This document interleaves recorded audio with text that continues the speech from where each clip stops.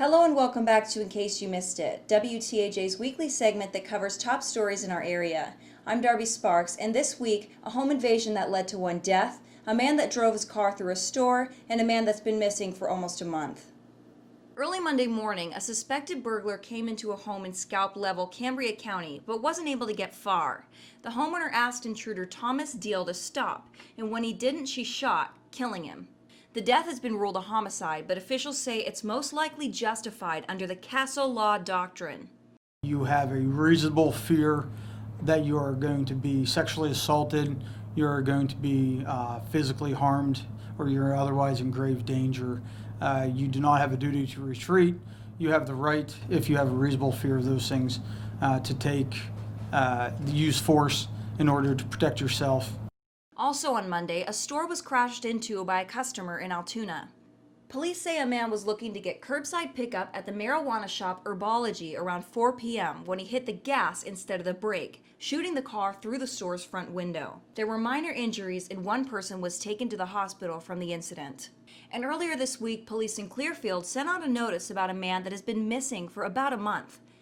Gerard Joseph Flango Jr. was last seen at Family Dollar on May 16th, according to police, on Old Town Road in Clearfield. He was wearing a camouflage ball cap, black t-shirt, and blue jeans. Flango is in his late 40s, 6 feet tall, and has brown hair and blue eyes. He has tribal tattoo sleeves on both arms. If you have any information, you're asked to call state police. Now we'll send things over to our Devin Jackson, who has some stories you may have missed in Center County. Darby, Penn State announced a 7-point plan to combat racism. A local coalition gathered in the Borough building to protest, and the local distillery gave back to 2 organizations battling food insecurity during the pandemic.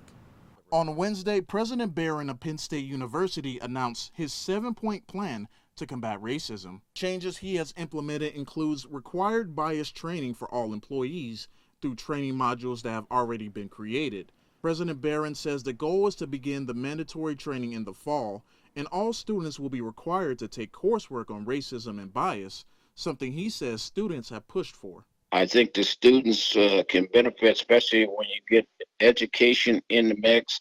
You can solve a lot of problems because a lot of things are all about communications. Once we start talking to each other, I think we'll start solving some of the problems. President Barron also says he'll select a group of student and faculty leaders for a Penn State Commission on Racism, Bias, and Community Safety.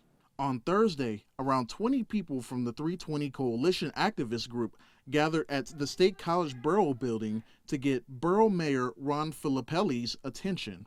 They have 10 demands, including police reform, and want the identities of the officers involved in the 2019 death of Osaze Osagi to be released. Mayor Ron Filippelli spoke to the group by phone, saying he would talk to the borough about the group's demands. Big Spring Spirits in Bellefonte began selling hand sanitizer during the coronavirus pandemic to mitigate the spread. So far, they have sold 4,000 bottles and wrote $10,000 checks to both the Bellefonte YMCA and Faith Center Food Bank to help support their food insecurity programs. A lot of our weekend food is all based on community support, with great community leaders like Kevin and Big Spring Spirits. That allows us to provide these type of services. That's all this week from Center County. I'll send things back to you.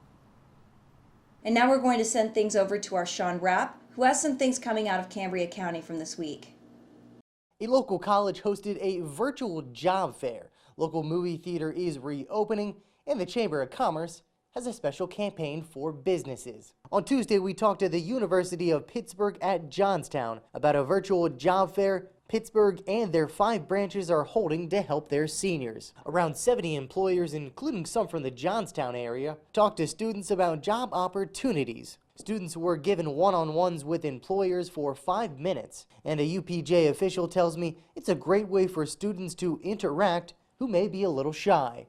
Unlike walking into a room full of 120 employers, this will be very targeted so that students can really select the employers they want to talk to and just plan on that instead of, feeling like they had to stop at 20 different booths. The Cambria County Chamber of Commerce is shining light on businesses that are open through their Ready, Set, Open campaign. Chamber members are given green ribbons to hang outside their businesses to let folks know they're open. They also have a special hashtag to go along with it. Through the campaign and through the hashtag, then businesses can announce specials, maybe announce the way things are operating a little bit differently because of changes. Maybe they're at 50% capacity and you have to make a reservation, or they can use it to kind of thank their staff or welcome back customers. Finally, on Thursday, I caught up with Richland Cinemas in Johnstown, who hit the play button on Monday. The theater had been closed since the middle of March and is now playing older movies at a discounted price for fans.